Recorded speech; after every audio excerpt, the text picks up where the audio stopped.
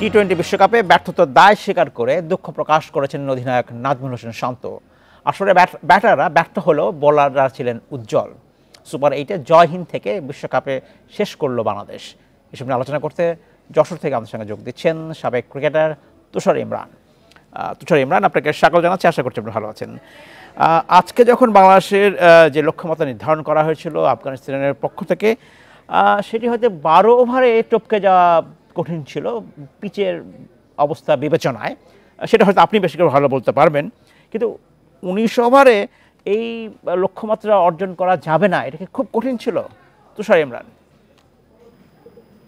আমার কাছে যেটা মনে হয়েছে, আপনি 12 ওভারে একটা টার্গেট পেয়েছেন সেমিফাইনালে ওঠার জন্য, সুবর্ণ সুযোগ। তা আমি ওইটা কাজে লাগাবো। আমি যদি 12 ওভারের ভিতর ম্যাচে হেরে যাই তো হেরে গেলাম, ডাজন্ট ম্যাটার, আমরা তো ম্যাচ হারছি, তাই না? এর আগেও হারলাম, তো এই ম্যাচটা তো আমাদের একটা সুবর্ণ সুযোগ ছিল যে 12 ওভারের ভিতরে যদি আমরা অ্যাচিভ করতে পারি রানটা, তো আমরা সুপার 4-এ কোয়ালিফাই করবো। আমরা 12 ওভারের ভিতরে মানে হেরে গেলাম, একটা চান্স তো নিবো। এই চান্সটা আমার কাছে মনে হয়েছে যে প্ল্যানিং ওয়াজ রং।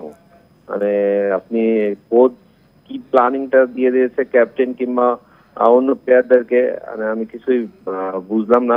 মানে বিষয়টা আসলে খোলাসা করেছে না হচ্ছে শান্ত, যে না আমরা হয়তো ব্যর্থ। আমার কাছে মনে হয় না যে এই টুর্নামেন্টে আমরা ব্যর্থ হয়েছি। 3টা ম্যাচ জিতেছি, 4টা ম্যাচ হেরেছি, বাট এই সুযোগটা কাজে লাগানো উচিত ছিল আমার।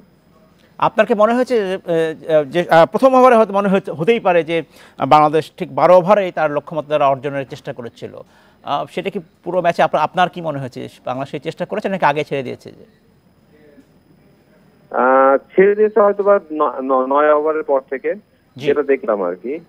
বাট আপনি যদি 6 ওভার ছোট ছোট টার্গেট যদি ফুলফিল করতেন তাহলে টার্গেটটা বেশি বড় লাগতো না। আমার কাছে মনে হচ্ছে পাওয়ার প্লের ভিতরে আপনি টার্গেটটা করবেন 60, এখানে যদি 3টা উইকেট চলে যায় প্রবলেম নাই, আমরা পরের 6 ওভারে এই রানটা কভার করে ফেলবো। ডিফিকাল্ট, তারপরেও চান্সটা তো নিবেন। সেই চান্সটা তো আমি একমাত্র দেখলাম যে লিটন প্রথম ওভারে করলো, পরের ওভারে আমরা হয়তো একটা উইকেট পড়লো, তারপরে কিন্তু আমরা নিজেরাই আর কি মানে ব্যাকফুটে চলে আসলাম যে না আমাদের এখন পুরো ম্যাচ খেলে ম্যাচটা জিততে হবে। তো এই কনসেপ্ট থেকে তো বেরোতে হবে, তাই না? আপনি জাস্ট এই ম্যাচটা জিতবে, কিন্তু সেমিফাইনাল আরেকটা ম্যাচ জিততেন তাহলে কিন্তু ফাইনালে। তো এই অপরচুনিটি গুলো কেন যে নিতে চায় না, সেটা আমি আসলে বলাটা ডিফিকাল্ট। আমার সাকিব আল হাসানের পারফরমেন্স নিয়ে একটু আপনার কাছে জানতে চাই। 2019 সালের বিশ্বকাপের পর সাকিব আল হাসান বারবার বলেছিলেন যে তিনি দলের বোঝা হয়ে কেউ থাকুক তিনি চান না। এইবারের কি সাকিব সেই উজ্জ্বলতা দেখাতে পারলেন না? নিশ্চয়ই সেটা সবাই বলবেন।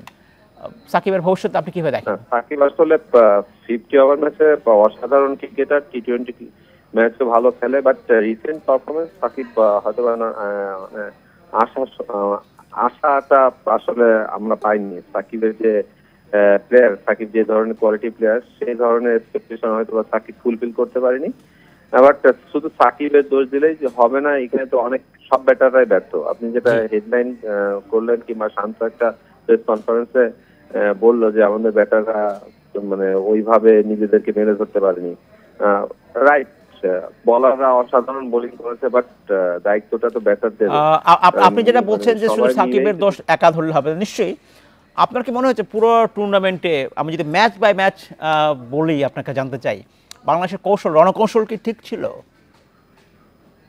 না, ধরেন আপনার শ্রীলঙ্কার সাথে যেটা ম্যাচ খেললাম আমরা, ওকে মানে আমরা সুপার 8-এ কোয়ালিফাই করার পরে কোচ যেহেতু এত বড় একটা স্টেটমেন্ট দিয়ে দিয়েছে যে না আমাদের হচ্ছে যেখানে ছিলাম সেখান থেকে আমরা ইমপ্রুভ করে আমাদের ফুলফিল করেছি আর কি। যে আশাটা ছিল যে না সুপার 8-এ যাবে বাংলাদেশ টিম, সেটা করেছি। বাট সুজন ভাইয়ের একটা কমেন্টস দেখলাম কিংবা সুজন ভাইয়ের একটা স্টেটমেন্ট দেখলাম, সুজন ভাই সেখানে বলেছে, আসলে সুজন ভাই যেটা বলেছে রাইটলি বলেছে যে আমি যদি হচ্ছে চ্যাম্পিয়ন হয়ে তারপরে এইটা ব্যক্ত করতাম যে না আমরা ফুলফিল করেছি, না আমাদের টার্গেট কি শুধু সুপার 8, না আমাদের টার্গেট কি বড় কখনো হবে না?